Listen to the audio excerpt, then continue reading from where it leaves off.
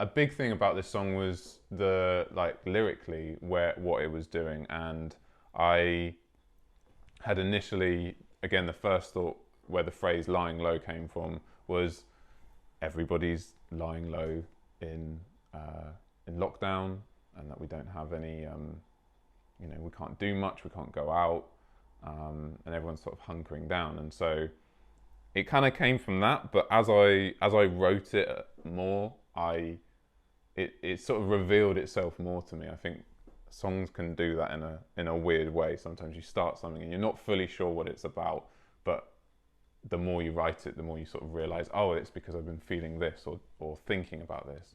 And lying low really essentially is about kind of anxiety and like my own anxiety or my own sort of struggles with that, because I realized that lying low can also be kind of when you're feeling anxious, you just lie low. You don't want to be out and you don't want to be doing much and interacting with like the world. And I think that a lot of this song is like me writing things to like reassure myself.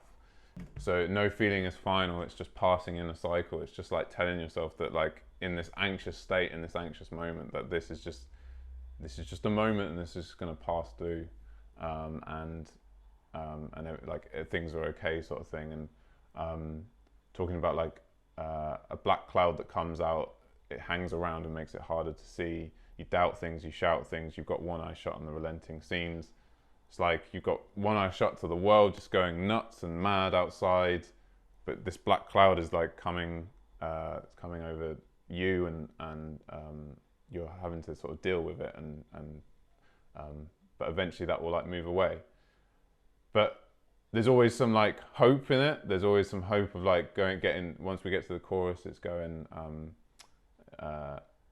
everything is in your head again, but there's a brighter sort of thing around the corner. But yeah, I think I wanted to be as authentic as possible with this and like write it. It's like very cathartic for me to write through these experiences, especially through the year, and like struggling myself, I think, with a lot of different anxiety and things around that.